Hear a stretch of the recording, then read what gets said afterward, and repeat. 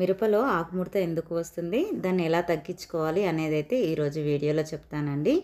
చాలా ఎఫెక్టివ్గా పనిచేసే పెస్టిసైడ్ చూపిస్తాను. అసలు ముందుగా ఆకుముడత ఎందుకు వస్తుందో తెలుసుకుందాము. నీరు తక్కువైనా సరే ఆకుముడత వస్తుంది, అపిడ్స్ అటాక్ చేసినా ఆకుముడత వస్తుంది. హై టెంపరేచర్ ఎక్కువగా అంటే సన్లైట్ నుండి ఎండవేడి వల్ల కూడా అంటే చెట్టులోని నీరు శాతం తగ్గకుండా ఆకుముడత ఇలా వస్తుందన్నమాట. అలాగే నైట్రోజన్, పొటాషియం, మెగ్నీషియం తగ్గినప్పుడు కూడా ఆకులు ఇలా ముడుచుకుపోతాయి అన్నమాట. ఇక్కడ చూడండి, కాయలైతే ఎంత చక్కగా వచ్చాయో.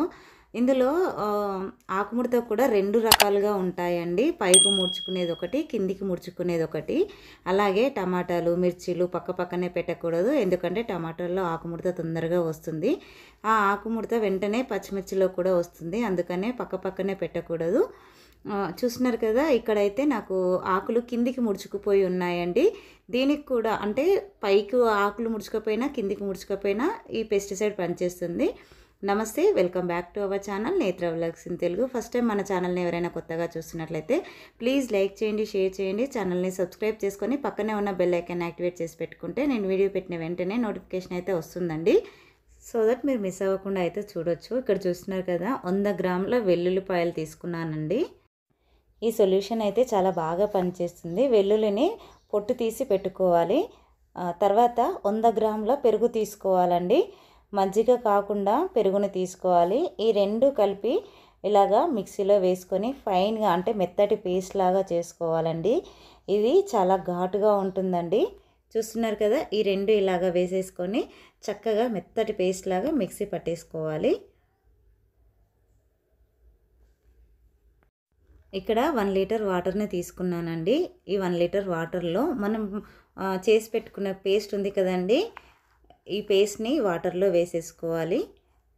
చూస్తున్నారు కదా, ఇలాగా 1 లీటర్ వాటర్లో మనం తయారు చేసుకున్న పేస్ట్ని వేసేసి ఇప్పుడు ఒక పల్చటి క్లాత్ లేదా ఇలాగా చూస్తున్నారు కదా పేపర్తో కానీ కట్టాలండి. మూత గట్టిగా పెట్టకూడదు.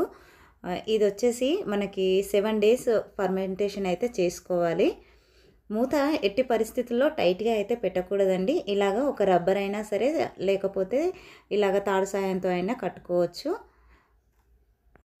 చూస్తున్నారు కదా, ఇది ఫర్మెంట్ చేసి అయితే 7 డేస్ అవుతుందండి. ఇప్పుడు ఓపెన్ చేస్తున్నాను. చాలా ఘాటైన వాసన అయితే వస్తుందండి. చూస్తున్నారు కదా, వెల్లుల్లి పెరుగు అంతా కిందికి వెళ్ళిపోయి పైన తేటగా నీళ్లు చేరాయి. దీన్ని మనం వడకట్టుకోవాలండి, ఎందుకంటే స్ప్రేయర్తో స్ప్రే చేయాలి కాబట్టి. ఈ సొల్యూషన్ అయితే చాలా బాగా పనిచేస్తుందండి. చూస్తున్నారు కదా, పైన తేటగా ఉన్న వాటర్ని అన్నిటినీ కూడా వంపేసుకున్న తర్వాత అడుగున చిక్కగా ఉంటుంది. చూస్తున్నారు కదండి ఎంత చిక్కగా ఉందో. దీన్ని మనము జాలి సహాయంతో వడకట్టకూడదండి, ఎందుకంటే చిన్న చిన్నవి జాలిలో నుంచి కూడా వెళ్ళిపోయి మనకు స్ప్రేయర్కి అడ్డుపడుతూ ఉంటాయి. ఇలాగా క్లాత్ సహాయంతో మాత్రమే వడకట్టుకోవాలండి, అప్పుడే మనకు స్ప్రేయర్ పాడవకుండా ఉంటుంది. చూస్తున్నారు కదండి పిప్పి ఎలా వెళ్తుందో. దీనిని మనము వేరే మొక్క మొదట్లో వేసేసుకోవచ్చండి. మొత్తాన్ని కూడా ఇలాగా క్లాత్ సహాయంతో వడగట్టుకోవాలండి. దీనిని 1 మంత్ వరకు మనము నిల్వ చేసుకోవచ్చండి. 7 రోజులు ఫర్మెంట్ చేసుకుంటాం కదా, ఈ ఫర్మెంట్ చేసుకున్న తర్వాత ఇలాగా మొత్తం వడకట్టుకొని 1 మంత్ వరకు మనం దీన్ని వాడుకోవచ్చండి. మనము ఫర్మెంట్ చేసుకున్నప్పుడు వాటర్ కలిపాం కాబట్టి మళ్ళీ దీనిలో ఎలాంటి వాటర్ కలపాల్సిన అవసరం లేదండి. డైరెక్ట్ మొక్కలకు స్ప్రే చేసుకోవచ్చు. దీన్ని ఎలాగో మనము నెల రోజులు నిల్వ ఉంచుకోవచ్చు కాబట్టి మనకి పెస్ట్ ఉన్నన్ని రోజులు అంటే పెస్ట్ తగ్గే వరకు దీన్ని వారానికి 2 సార్లు ఖచ్చితంగా స్ప్రే చేసుకుంటూ ఉండాలండి. ఎందుకంటే మనము కెమికల్ కాదు కదండి, కెమికల్ స్ప్రే చేస్తే మనకి ఫస్ట్ అటెంప్ట్లోనే రిజల్ట్ అయితే కనిపిస్తుందండి.